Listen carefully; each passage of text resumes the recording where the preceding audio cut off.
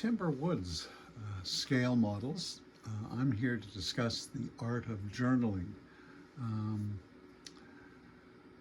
physically writing out what a person's working on with regards to their scale models.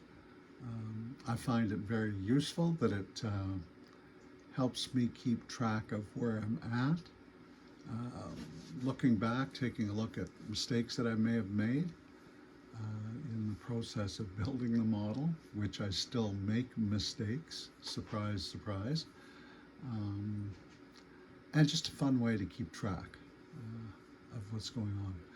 I also like to know, as time goes on, geez, when did I buy this kit? Where did I buy the kit? How much did I pay for it? So I keep track of that. I also put it on the, because what I tend to do, instead of throwing the boxes out, I cut them up and keep the, obviously the top box art. But on the back of that, I put down where I purchased it, the date, how much it cost, and when I started building it, the date when I started building it, and the date when I finished it. So I guess I leave a trail all over the place. I find it very useful, and I enjoy doing it. So number one would be the journaling itself. So I started with this here. So it's a book that I purchased back at Costco. I think they still sell them. They're a little different, but you get 3 or 4 of them in a package, so they're a nice size.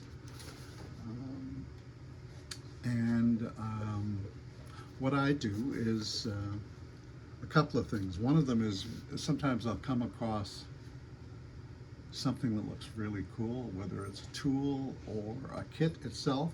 So I tend to have stickers all over the place. So what I started to do was put them inside the book, so I could keep track of what's going on with that. So I've got a bunch in there all over the place, that, everything from UltraCast, mentioning them, those kinds of things, and addresses, and how to get a hold of these people, or these locate these things. So that's basically what I end up doing. As you can see, it's not super long. I spend maybe 10 minutes after each build, sitting down and writing about what the build was like, what I encountered while I was working on it, and I find that it's really important. So I started doing this in 2017. It's hard to believe. I mean, it's 8 years ago. When I take a look at the thing, it also reminds me that I retired in 2016, so it took about a year, a little over a year, or not quite a year, I should say, to get to the point where I was starting to work on models on a regular basis. I had a stash in the book. It talks about a stash of 30. So what happened to me along the way, because I have a stash that's up to about 70 right now. So a stash meaning that I've got probably close to 70 kits that are not built, sitting in a box. Yeah, so what I did was journaled that and looked it up because of, taking a look at doing something like this. And what I discovered was, I sort of knew that, but the first kit that I really worked on seriously in my retirement was the Harvard Mark I, and I believe it was a Hobby Boss 1/72 scale Texan that I converted to a Harvard. The difficulty I had with that there were no decals available at that time. So I ended up hunting down Royal Canadian Air Force decals during the Second World War, what they would have looked like. It took a little bit of time, but I was able to get them. I mean, today's technology, it's amazing. I mean, you can spend time going online and finding all kinds of things. it's amazing what a person can come across. So that's basically what I've been doing, is working through this book. And then, Jesus, it looks like it goes back to,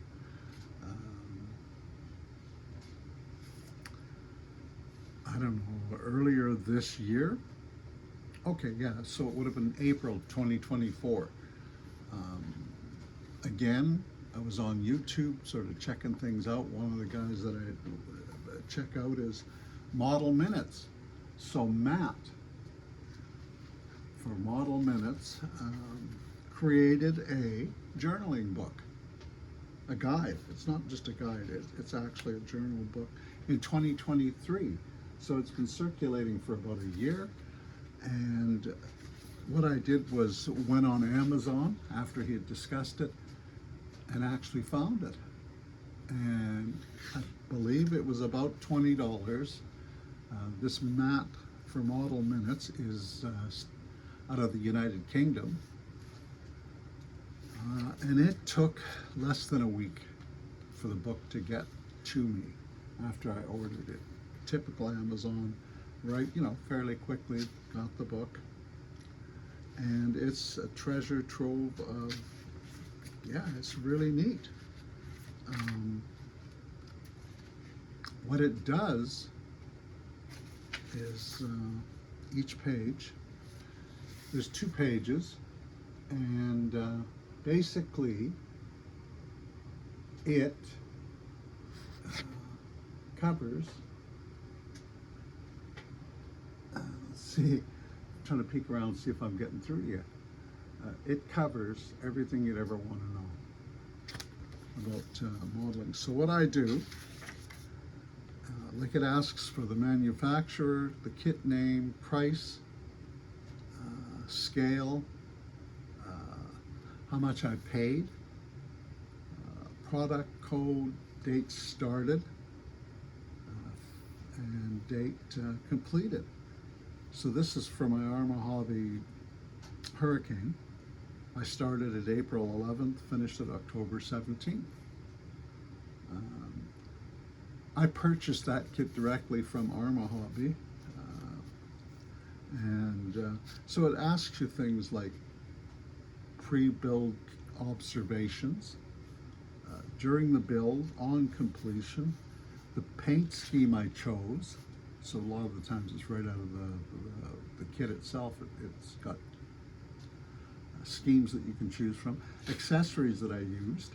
So accessories I used on that Hurricane would have been decals from above and below, and also had purchased a propeller, quick boost set for a B-17. Products, paints and products that I used, and my final thoughts. So I find this book by Model Minutes, Matt from Model Minutes, to be really helpful. So what I do is I'll actually put the little tabs down that they're talking about here, but I'll continue through the build process. When I spend an hour working on something, I'll sit down after and still journal in my book 1 red book, and I still find that really helpful.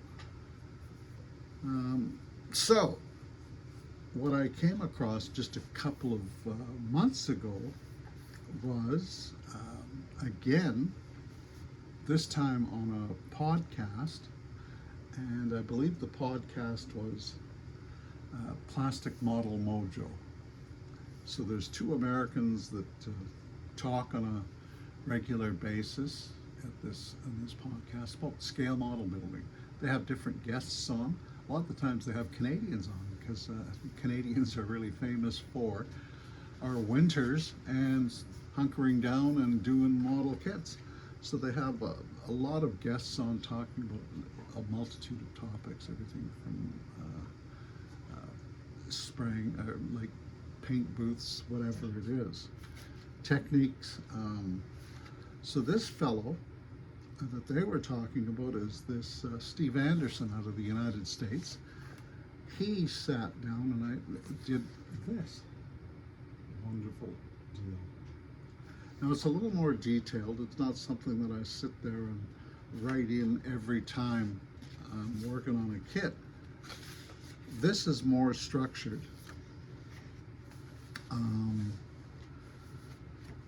It's got 60 topics, everything from getting the most out of your hobby, building the stash, sharing the hobby in the future, a build tracker, and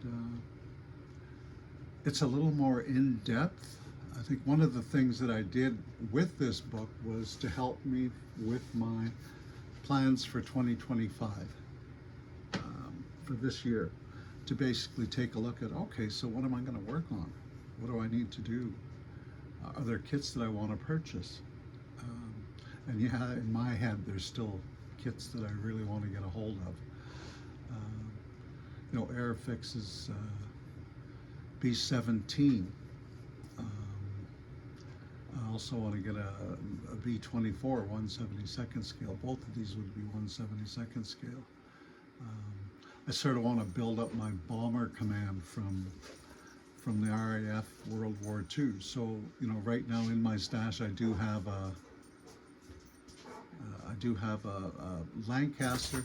So I do want to get a Wellington and a Halifax, and all those kinds of things. So that's where that book really comes in handy for me. And the other technique that I use is the videotaping. I found that very helpful. One of the things that I did was, through my years, was I sat down with my brother a number of years ago, and we sat down and just talked about family. And I still go back to them and I think, wow, that's amazing. I mean, what a treasure that is to hang on to.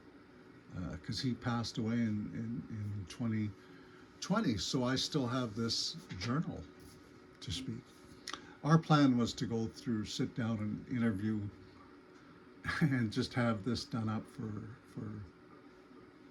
something to hang on to. So it's something that I'll carry on with. So videoing is also another excellent way of journaling and keeping track of what I've been up to. I stepped into journaling probably because of in my past work. It was something that we got clients to do, was journaling, to help them through their recovery process, so to speak. It's helped me through different issues over the years to get through rough times. So it's an excellent tool. I really enjoy it. I love the hobby, and yeah, that's where I'm at. So I'd like to thank you for taking the time, and please take a chance to take a look at Timberwood scale models on YouTube, and like